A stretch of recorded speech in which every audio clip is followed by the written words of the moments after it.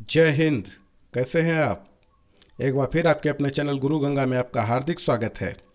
आज के वीडियो में हम लोग वायुमंडल और उनकी परतों के बारे में सीखेंगे। विभिन्न प्रतियोगी परीक्षाओं में, बीएड में, बीटीसी में इससे संबंधित प्रश्न पूछे जाते हैं। प्रतियोगी परीक्षाओं में भी इससे संबंधित प्रश्न पूछे जाते हैं, चाहे वो टीटी का पेपर हो, बीईओ का पेपर हो या फिर सुपर टेट का पेपर हो, है ना। कि ट्रोपोस्फियर क्या है, क्षोभ मंडल क्या है, आयन मंडल क्या है, संचार उपग्रह किस मंडल में स्थापित किए जाते हैं, है ना। तो इन सारी चीज़ों से संबंधित यह वीडियो बनाया जा रहा है ताकि इससे संबंधित कोई भी प्रश्न अगर पूछा जाए तो आप परीक्षा में इसको मिस ना कर पाएँ, है ना। आपसे वो प्रश्न मिस ना हो, सारे नंबर आपको प्राप्त हो जाएं।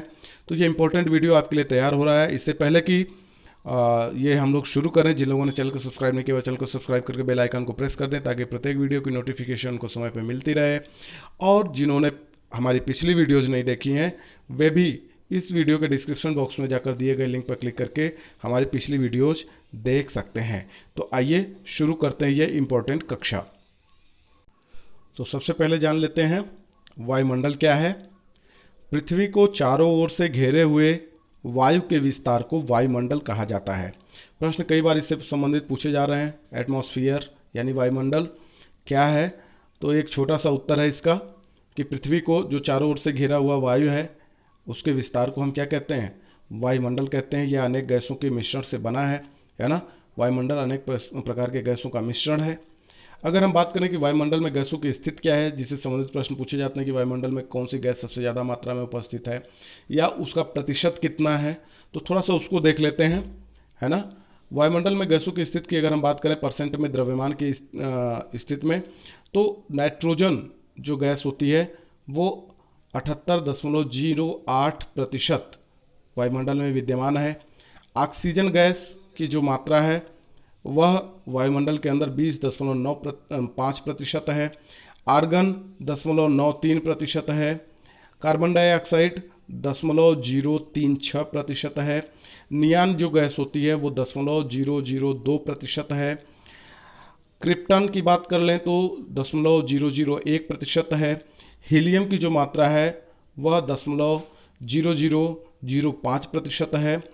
हाइड्रोजन गैस की अगर मात्रा की बात करें, वायुमंडल में उपस्थिति की बात करें तो 0.00005% है। और जेनान जो गैस होती है वह 0.00009% होती है। ठीक है। तो इससे संबंधित प्रश्न ये पूछा जा सकता है कि हीलियम की मात्रा कितनी है, या हाइड्रोजन की मात्रा कितनी है, या नाइट्रोजन की मात्रा वायुमंडल में कितनी है, लगभग कितनी है, या सबसे ज़्यादा कौन सी गैस पाई जाती है। तो आप जान गए हैं नाइट्रोजन की मात्रा सर्वाधिक है ना वायुमंडल के अंदर। अब कुछ इससे महत्वपूर्ण जानकारियां हैं जो आपको जानना चाहिए, जिससे संबंधित प्रश्न पूछे जाते हैं। तो थोड़ा सा पहले उसको जान लेते हैं, फिर उसके भागों के बारे में बात कर लेंगे। पहला है कि कार्बन डाइऑक्साइड क्या है। कार्बन डाइऑक्साइड सबसे भारी गैस है ना। यह गैस सबसे भारी होने के कारण वायुमंडल की निचली परत में पाई जाती है। वायुमंडल की जो सबसे निचली परत होती है क्षोभ मंडल उसको कहा जाता है। तो कार्बन डाइऑक्साइड की जो मात्रा होती है वो कहाँ पाई जाती है? वह निचली परत में पाई जाती है, क्षोभ मंडल में पाई जाती है। नीचे क्यों पाई जाती है? क्योंकि ये सबसे भारी गैस होती है। ठीक है। तो ये एक प्रश्न बनता है कि कार्बन डाइऑक्साइड की मात्रा किस परत में सबसे ज़्यादा पाई जाती है या पाई जाती है, क्यों पाई जाती है ना। तो आप समझ गए होंगे सबसे भारी गैस होने के कारण वायुमंडल की निचली परत में, क्षोभ मंडल में पाई जाती है। दूसरा जान लेते हैं, जो कार्बन डाइऑक्साइड और जलवाष्प है यह मुख्यतः सूर्य की किरणों के लिए पारगम्य होती है। यानी सूर्य की किरणें इसको पार करके जमीन तक पहुंच जाती हैं, धरती तक पहुंच जाती हैं, परंतु पृथ्वी से परावर्तित होने वाली किरणों के लिए अपारगम्य होती हैं। यानी अगर हम बात करें सीधे सीधे समझें इस चीज़ को, तो अगर ये हमारी पृथ्वी है ना, और कार्बन डाइऑक्साइड जल वाष्प की जो मात्रा है वह एक लेयर बना लेती है। क्या बना लेती है? एक लेयर बना लेती है। सूर्य की जो किरणें आती हैं वो पृथ्वी तक वो सीधे सीधे आ जाती हैं, अंदर की तरफ तो आ जाती हैं, पारगम्य है। लेकिन यह जो लेयर है ये इन किरणों को इससे बाहर नहीं जाने देती, अपने लेयर से बाहर इन किरणों को नहीं जाने देती, इनको रोकने का प्रयास करती हैं। इसी को कहा गया कि अपारगम्य होती हैं। ठीक है। कार्बन डाइऑक्साइड पृथ्वी पर ग्रीन हाउस प्रभाव के लिए जिम्मेदार होता है, जिसके बारे में अभी हम आगे बात करने वाले हैं। तो सबसे ज़्यादा ये प्रश्न पूछा जाता है, ग्रीन हाउस के लिए सबसे ज़्यादा जिम्मेदार कौन सी गैस होती है? तो कार्बन डाइऑक्साइड होती है। क्लियर हो गया? आगे देख लीजिए, जल वाष्प, ओजोन, ऑक्सीजन, कार्बन डाइऑक्साइड आदि सूर्यातप और सौर विकिरण का अवशोषण करती है ना। जल वाष्प और कार्बन डाइऑक्साइड पृथ्वी के ताप को बनाए रखती हैं।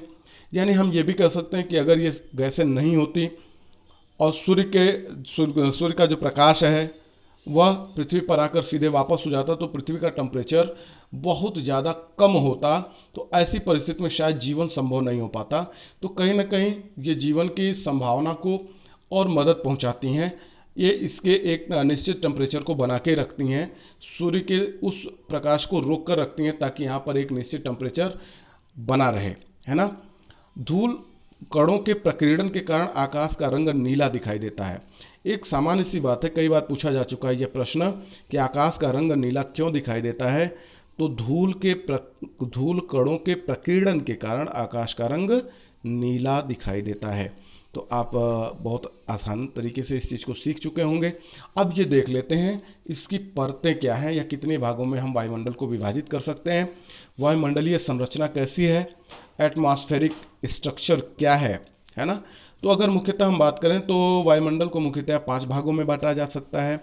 पहला है क्षोभ मंडल, दूसरा है समताप मंडल, इसी के अंदर ओजोन मंडल होता है, तीसरा है मध्य मंडल, चौथा है आयन मंडल और पांचवा है बाह्य मंडल या बहिर्मंडल। ठीक है, तो अब इसको थोड़ा डिटेल में जान लेते हैं। क्षोभ मंडल क्या है। कई बार ये हिंदी में नाम दिए होते हैं, इनको क्रम से लगाना होता है ना। नीचे से ऊपर की तरफ बढ़ते हुए क्रम में लगाना होता है या ऊपर से नीचे घटते की क्रम में लगाना होता है। तो जिस क्रम में ये लिखा गया है उसी क्रम में ये परतें होती हैं। कैसे होती हैं उसके बारे में आगे हम लोग बात करने वाले हैं। बीटीसी में इससे संबंधित प्रश्न पूछे गए हैं, तो बीटीसी वाले भी ध्यान से इसको सुन लें। और बीएड में भी परीक्षाओं में यह पूछा जा चुका है, तो बीएड के लिए भी इम्पोर्टेंट है। और विभिन्न प्रतियोगी परीक्षाओं में, चाहे वो किसी भी स्तर की परीक्षा हो, उसमें इससे संबंधित प्रश्न पूछे जाने की संभावना हमेशा रहती है ना। तो पहला देख लीजिए, बहुत ध्यान से आप सभी लोग देख लें। पहला है क्षोभ मंडल, जिसको आप कहते हैं ट्रोपोस्फियर। अंग्रेजी नाम भी आप जानते हैं, कई बार अंग्रेजी नाम भी दे देता है, हिंदी नाम नहीं देता है, हिंदी में ही ट्रोपोस्फियर लिख देता है। तो आपको दोनों जानना चाहिए, तभी आप इसका सही उत्तर, सही पहचान कर पाएंगे। अब इसमें देख लेते हैं क्षोभ मंडल क्या है। यह वायुमंडल की सबसे निचली परत है। इस परत का ट्रोपोस्फियर यानी अंग्रेजी जो नाम है वह किसने दिया था, तो वह टिजरेंज डी बोर्ट ने दिया था, है ना, ट्रोपोस्फियर का नाम। हरित गृह प्रभाव, जिसको आप कहते हैं ग्रीन हाउस इफेक्ट, इसी मंडल में होता है। अब ग्रीन हाउस इफेक्ट क्या है, यह भी कई बार बीटीसी वगैरह में पूछा जा चुका है। तो ग्रीन हाउस इफेक्ट क्या होता है, जब विभिन्न गैसें जैसे नाइट्रोजन, कार्बन डाइऑक्साइड, ऑक्सीजन, जलवाष्प, मीथेन वायुमंडल के चारों ओर अपना एक मोटा घेरा बना लेती हैं और सूर्य के प्रकाश को बाहर नहीं जाने देती, तो पृथ्वी पर तापमान बढ़ जाता है। गैसों के द्वारा पृथ्वी पर इस तापमान का बढ़ना ही हरित गृह प्रभाव कहलाता है, ग्रीन हाउस इफेक्ट कहलाता है। तो क्लियर हो गया होगा हरित गृह प्रभाव क्या है। और हरित गृह प्रभाव के लिए उत्तरदायी गैसें कौन कौन सी हैं, तो वह गैसें हैं नाइट्रोजन, कार्बन डाइऑक्साइड, ऑक्सीजन, जलवाष्प और मीथेन। ठीक है, अब आगे चलते हैं। आगे है हरित गृह प्रभाव की सबसे महत्वपूर्ण गैस कार्बन डाइऑक्साइड है, यह हमने अभी आपको बता ही दिया है। इसी के प्रभाव के कारण क्षोभ मंडल शेष परतों की अपेक्षा अधिक गर्म होती है ना। जो वायुमंडल की विभिन्न परतें हैं उसमें सबसे ज़्यादा जो गर्म परत होती है वो क्षोभ मंडल ही होती है। क्यों, क्योंकि हरित गृह प्रभाव उसका एक बड़ा कारण है ना। कार्बन डाइऑक्साइड चूंकि जो सूर्य का प्रकाश होता है उसको बाहर नहीं जाने देता, उसके किरणों को बाहर नहीं जाने देता, रिफ्लेक्ट नहीं होने देता ना, परावर्तित नहीं होने देता है। क्षोभ मंडल पृथ्वी की सतह के सबसे नज़दीक की परत होती है। यह भी प्रश्न पूछा जाता है, पृथ्वी की सतह की सबसे नज़दीक परत कौन सी होती है, तो क्षोभ मंडल होती है। ठीक है, और सभी प्रकार की मौसमी घटनाएं जैसे ओला, कोहरा, तुषार, आंधी, वर्षा, बादल का गरजना एवं चमकना, इंद्रधनुष का बनना, तड़ित झंझावात आदि इसी मंडल में होते हैं। तो प्रश्न ये बनता है कि मौसमी घटनाएं वायुमंडल की किस परत में होती हैं या किस मंडल में होती हैं, तो उत्तर है क्षोभ मंडल में होती हैं। इंद्रधनुष का बनना किस मंडल में होता है, क्षोभ मंडल में होता है। बादल का गरजना एवं चमकना कहाँ होता है, क्षोभ मंडल में होता है। ठीक है, इसी सतह में होता है जो पृथ्वी की सबसे नज़दीकी सतह कही जाती है। सभी मौसमी घटनाएं इसी में होती हैं। यह धरातल से औसतन 12 किलोमीटर की ऊंचाई तक होती है। ठीक है, इसका विस्तार जो है वो लगभग 12 किलोमीटर की ऊंचाई तक होता है, एवरेज अगर बात करें। अगर ध्रुवों के पास हम जाते हैं तो इसकी जो ऊंचाई है वह घटती जाती है, 8 किलोमीटर रह जाती है। और जैसे जैसे हम विषुवत वृत्त की तरफ आते हैं तो इसकी ऊंचाई बढ़ती चली जाती है, 18 किलोमीटर की ऊंचाई तक यह मंडल पाया जाता है। अगर ग्रीष्मकाल की हम बात करें तो ग्रीष्मकाल में क्षोभ मंडल की जो ऊंचाई है वो बढ़ जाती है और शीतकाल में यह घट जाती है। ठीक है। क्षोभ मंडल में प्रत्येक 1 किलोमीटर की ऊंचाई पर तापमान में 6.5 डिग्री सेल्सियस की कमी हो जाती है। जैसे जैसे ऊंचाई पर आप जाएंगे इसका जो तापमान होता है वह घटता चला जाता है। क्लियर हो गया। जेट स्ट्रीम क्षोभ मंडल में प्रवाहित होती हैं। सबसे महत्वपूर्ण जो अगली जानकारी है वो ध्यान से देख लीजिए। पूछा जाता है कि संवहन धाराएं कहाँ पाई जाती हैं, तो क्षोभ मंडल में संवहन धाराएं पाई जाती हैं, इसीलिए इस मंडल को संवहन मंडल भी कहा जाता है। प्रश्न ये भी बनता है कि संवहन मंडल किस मंडल को कहते हैं, किस परत को कहते हैं, तो वायुमंडल की जो परत क्षोभ मंडल कहलाती है उसी को संवहन मंडल भी कहा जाता है। क्यों कहा जाता है? क्योंकि इसी मंडल में संवहन धाराएं पाई जाती हैं। क्लियर हो गया।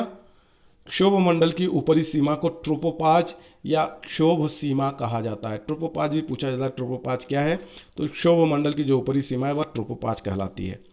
अब दूसरा देख लेते हैं, समताप मंडल, इसको कहते हैं स्ट्रेटोस्फियर, है ना। समताप मंडल क्या है? जहाँ पर क्षोभ मंडल समाप्त होता है, उसका क्षेत्र समाप्त होता है, उसके ठीक ऊपर की जो परत होती है वो समताप मंडल कहलाती है। वायुमंडल में समताप मंडल का औसत विस्तार पृथ्वी तल से 12 से 50 किलोमीटर की ऊंचाई तक है। ध्रुवों पर समताप मंडल की मोटाई सबसे ज़्यादा होती है। समताप मंडल पर प्रारंभ में तापमान समान रहता है ना। समान ताप रहने की वजह से इसको समताप मंडल कहा जाता है। परंतु 20 किलोमीटर की ऊंचाई के बाद तापमान में अचानक वृद्धि होती है। यानी समताप मंडल में 20 किलोमीटर की रेंज को पार करके जब आप ऊपर जाते हैं तो वहां पर तापमान में अचानक वृद्धि होनी शुरू हो जाती है। चूंकि समताप मंडल अत्यंत शुष्क होता है इसलिए वहां पर मौसमी घटनाएं जैसे वर्षा, कोहरा, ओला यह सब नहीं के बराबर होती हैं, या आप कह सकते हैं नहीं होती हैं।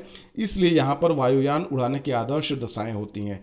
अब जब प्रश्न ये बनता है कि वायुयान किस मंडल में उड़ाए जाते हैं, किस परत में उड़ाई जाते हैं, तो समताप मंडल में ही वायुयान उड़ते हैं। इस बात को आप ध्यान से देख लीजिए। क्लियर हो गया। और वहाँ पर किस मंडल में मौसमी घटनाएं नहीं होती हैं, तो समताप मंडल में मौसमी घटनाएं नहीं होती हैं। अब आगे चल देते हैं। ओजोन परत से नीचे का जो क्षेत्र होता है, यानी ओजोन परत समताप मंडल का ऊपरी क्षेत्र होता है, उसके ठीक नीचे क्षोभ मंडल के जस्ट बाद ऊपर का जो लगभग 10 किलोमीटर का क्षेत्र होता है वही उड़ान के लिए सबसे ज़्यादा सहायक होता है। ठीक ना। ओजोन मंडल क्या है? तो ओजोन मंडल समताप मंडल का ही एक भाग होता है। इसका विस्तार पृथ्वी तल से 35 से 50 किलोमीटर की ऊंचाई तक होता है ना। ओजोन गैस की यह जो परत होती है यह सूर्य की हानिकारक परावैंगनी किरणों का अवशोषण करके उसे पृथ्वी तक आने से रोकती है। परावैंगनी किरणें यानी अल्ट्रावायलेट किरणें। अल्ट्रावायलेट किरणें जो होती हैं वो मानव के लिए, जीवों के लिए खतरनाक होती हैं। कहते हैं कि अल्ट्रावायलेट किरणों से कैंसर जैसे रोग हो सकते हैं, है ना। तो इन किरणों को पृथ्वी तक आने से ओजोन परत जो है, ओजोन मंडल जो है, ओजोन गैसों का जो घेरा है जिसको ओजोन मंडल कहा जाता है वह रोकती हैं। आप जानते होंगे अंटार्कटिका के पास ओजोन परत में छिद्र हो गया था, प्रदूषण की वजह से ओजोन परत में छेद हो गया था। पर कहा जाता है कि ये जो लॉकडाउन हुआ है कोरोना की वजह से, इसमें जो बहुत सारे मानव गतिविधियों पे अंकुश लगाया गया, प्रदूषण पे अंकुश लगा, तो उसकी वजह से धीरे धीरे ओजोन परत का जो छिद्र हुआ है वह बंद होता चला गया है। तो ये एक अच्छी खबर है। और जो ओजोन परत है जिसे आप रक्षा कवच कहते हैं, जो ओजोन गैसों का एक घेरा है समताप मंडल के अंदर, इसका जो नुकसान है वह क्लोरोफ्लोरोकार्बन की वजह से होता है। यह जो गैस होती है यह फ्रिज और एसी से इसका उत्सर्जन होता है। और भी बहुत सारे कारण हैं क्लोरोफ्लोरोकार्बन उत्सर्जन के, मुख्य रूप से फ्रिज और एसी इसका प्रमुख कारण है। यदि हम इसको थोड़ा कम कर दें तो हम ओजोन परत के क्षरण को रोक सकते हैं, है ना, इस रक्षा कवच को बचा सकते हैं। ओजोन परत की मोटाई मापने के लिए जिस इकाई का हम प्रयोग करते हैं वो डाप्सन कहलाती है। प्रश्न कई बार इससे संबंधित भी पूछे जा चुके हैं कि ओजोन परत की मोटाई किस इकाई से मापी जाती है या उसको मापने के लिए किस इकाई का प्रयोग किया जाता है, तो उत्तर यही है, डाप्सन। समताप मंडल में कभी कभी मूलाभ मेघ पाए जाते हैं। यह प्रश्न पूछा जाता है। मूलाभ मेघ कहाँ पाए जाते हैं? तो समताप मंडल में पाए जाते हैं। यह भी एक इम्पॉर्टेंट प्रश्न हो गया। तो आप देख रहे होंगे बहुत सारे इंपॉर्टेंट प्रश्न इससे बन रहे हैं, और हम तो आशा ये करते हैं कि शायद ही कोई प्रश्न ऐसा होगा जो इस वीडियो जो पूछा जाए और इस वीडियो में उसके बारे में आपको जानकारी उपलब्ध न हो, ऐसा शायद ही होगा। वैसे होना नहीं चाहिए। सभी चीज़ों को हमने सम्मिलित करने का प्रयास किया है, गागर में सागर भरने का प्रयास किया है। तो आप इसको बहुत ध्यान से देखें, एक बार, दो बार, तीन बार आप इस वीडियो को चलाकर सुने, है ना, और आवश्यकता के अनुसार आप इसको नोट भी कर सकते हैं। यह प्रश्न कई बार पूछा जा चुका है कि मूलाभ मेघ कहाँ पाए जाते हैं? तो ये समताप मंडल में पाए जाते हैं, जिन्हें मदर ऑफ पर्ल क्लाउड भी कहते हैं या मैक्रियस क्लाउड भी कहते हैं। मैक्रियस क्लाउड या मदर ऑफ पर्ल क्लाउड किसे कहते हैं? तो मूलाभ मेघ को कहते हैं। ठीक है। अब प्रश्न ये होता है कि समताप मंडल की ऊपरी सीमा को क्या कहा जाता है? तो स्ट्रेटोपाज कहा जाता है ना। तो आप देख रहे होंगे इसका जो नाम है ऊपरी सीमा का वो मिलता जुलता है उस मंडल से, है ना। स्ट्रेटोस्फियर है तो स्ट्रेटोपाज ऊपरी सीमा कहलाती है ना। अब उसके ठीक ऊपर की जो परत होती है, जहाँ समताप मंडल का क्षेत्र समाप्त होता है, उसके ठीक ऊपर जो क्षेत्र शुरू होता है, जो परत शुरू होती है, उसको हम मध्य मंडल कहते हैं, जिसको मेसोस्फीयर कहा जाता है। अब इसके बारे में आप जान लें, मध्य मंडल का जो विस्तार है वो पृथ्वी तल से 50 से 80 किलोमीटर की ऊंचाई तक है। इस मंडल में ध्रुवों के ऊपर गर्मियों में नाक्टिलुसेंट बादल दिखाई देते हैं। क्या दिखाई देते हैं गर्मियों में? नाक्टिलुसेंट बादल दिखाई देते हैं। यह भी एक प्रश्न है, प्रश्न पूछा जाता है। यह बादल है क्या? इन बादलों का निर्माण उल्का धूल एवं संवहनीय प्रक्रिया के द्वारा ऊपर लाई गई आर्द्रता के सहयोग से संघनित होने से होता है। प्रश्न ये बनता है कि नाक्टिलुसेंट बादल कहाँ दिखाई देते हैं? तो ध्रुवों के ऊपर मध्य मंडल में दिखाई देते हैं। इनका निर्माण कैसे होता है? इनका निर्माण उल्का धूल एवं संवहनीय प्रक्रिया द्वारा ऊपर लाई गई आर्द्रता के सहयोग से संघनित होने से होता है। ठीक है, बहुत इंपॉर्टेंट है। आगे देख लीजिए, अंतरिक्ष में प्रवेश करने वाले उल्कापिंड इस परत में आकर जल जाते हैं। आपको पता होगा हमारे ब्रह्मांड में बहुत सारे उल्कापिंड हैं, है ना। तो वो उल्कापिंड जब पृथ्वी की तरफ आते हैं तो यह जो परत होती है, यह उल्कापिंड को अपने यहाँ पहुँचते पहुँचते क्या करती है? उसको नष्ट कर देती है। वो पृथ्वी तक पहुँचने नहीं देती है और पृथ्वी की रक्षा हो जाती है।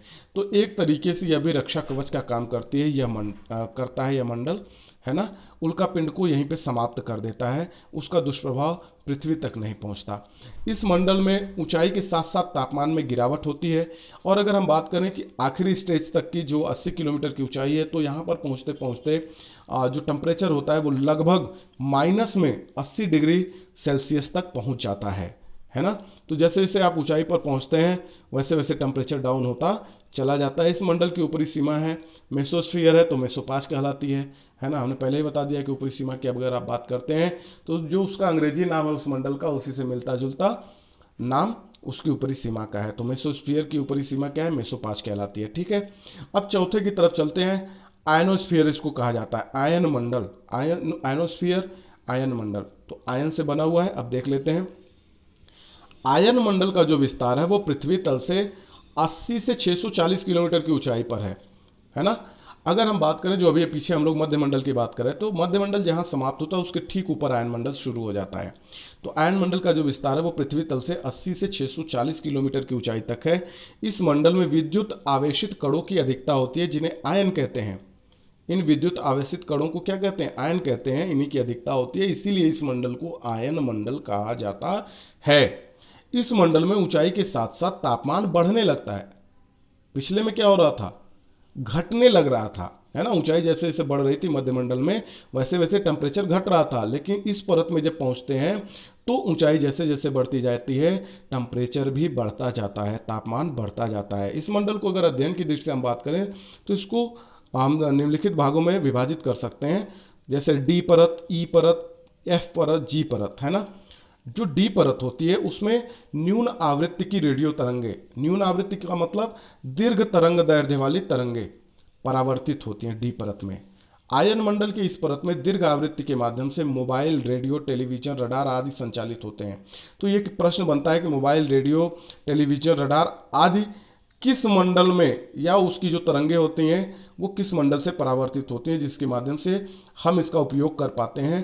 तो आयन मंडल ही वह मंडल है, वह परत है वायुमंडल की जिसमें यह तरंगे परावर्तित होकर नीचे की तरफ जाती हैं, जिससे हम मोबाइल, रेडियो, टेलीविज़न, रडार आदि का प्रयोग कर पाते हैं, है ना। ई परत जो होती है वह केनेली हीविसाइड परत भी कहलाती है। ई परत क्या कहलाती है? केनेली हीविसाइड परत कहलाती है। यह परत उच्च आवृत्ति वाली रेडियो तरंगों का परावर्तन करके पृथ्वी पर भेजती है, जिससे रेडियो संचार संभव हो पाता है। बहुत इंपॉर्टेंट है, रेडियो संचार संभव कहाँ पे हो पाता है? तो इस मंडल में, जिसको आप आयन मंडल कहते हैं, है ना। एफ परत को हम अपलीटन परत भी कहते हैं। इस परत में भी मध्य और उच्च आवृत्ति की रेडियो तरंगे या लघु तरंग दैर्ध्य वाली तरंगे, जिसको आप कह सकते हैं, वह परावर्तित होती हैं।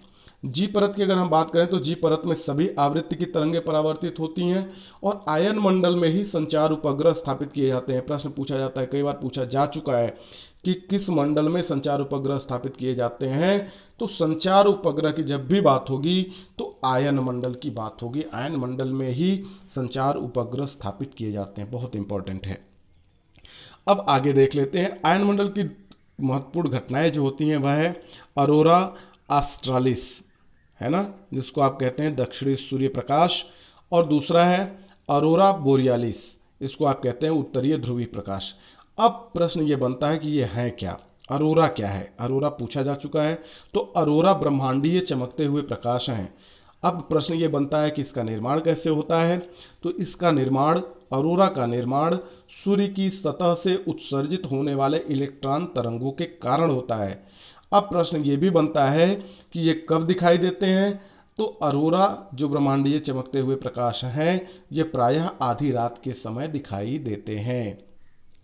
तो अब 3-4 प्रश्न हो गए इस पॉइंट से, है ना, कि अरोरा क्या है? तो ब्रह्मांडीय चमकते हुए प्रकाश है। इसका निर्माण कैसे होता है? तो इसका निर्माण सूर्य की सतह से उत्सर्जित होने वाले इलेक्ट्रॉन तरंगों के कारण होता है। ये कब दिखाई देते हैं? तो ये प्रायः आधी रात के समय दिखाई देते हैं। क्लियर हो गया? तो चलिए आगे चलें। बाह्यमंडल, एक्सोस्फीयर, इसको हम बहिर्मंडल भी कहते हैं, बाह्यमंडल भी कहते हैं। तो इसका नाम ही बता रहा है कि यह आयन मंडल के ऊपर वायुमंडल की सबसे ऊपरी परत होती है ना। इसकी ऊंचाई पृथ्वी तल से 640 किलोमीटर से अधिक होती है और इसकी कोई ऊपरी सीमा नहीं होती है। अब आप ध्यान दीजिए इस बात को कि आयन मंडल के ऊपर जो भी एरिया बचता है वह सब क्या है? बाह्यमंडल के अंतर्गत होता है ना। यानी 640 किलोमीटर पृथ्वी तल से 640 किलोमीटर की ऊंचाई के बाद का जो भी क्षेत्र है वायुमंडल का, वह बाह्यमंडल कहलाता है, बहिर्मंडल कहलाता है। और इसकी ऊपरी सीमा कुछ भी नहीं है, वह तय ही नहीं है। इस मंडल में विद्युत आवेशित कणों की प्रधानता होती है और इस मंडल में नाइट्रोजन, हाइड्रोजन, हीलियम और ऑक्सीजन की भिन्न भिन्न परतें होती हैं। यह आप ये कह लें कि इस मंडल में नाइट्रोजन, हाइड्रोजन, हीलियम, ऑक्सीजन, इन गैसों की बहुतायत होती है। यह अधिक मात्रा में पाई जाती हैं, परतों के रूप में पाई जाती हैं। तो ये बहुत इंपॉर्टेंट वीडियो है, आप ध्यान से देख लीजिए। एक बार, 2 बार, 3 बार आप इसको ध्यान से देख लीजिए। अगर आप आवश्यक समझते हैं तो इसको नोट डाउन भी कर लीजिए। और अगर यह वीडियो आपको पसंद आता है तो इसको लाइक करना ना भूलें, अपने मित्रों में शेयर करना ना भूलें। और अगर अभी तक आपने चैनल को सब्सक्राइब नहीं किया तो आप चैनल को सब्सक्राइब करके बेल आइकन को भी प्रेस कर दें। और फिर मिलते हैं अगली वीडियो में। तब तक के लिए आप सभी लोगों को जय हिंद।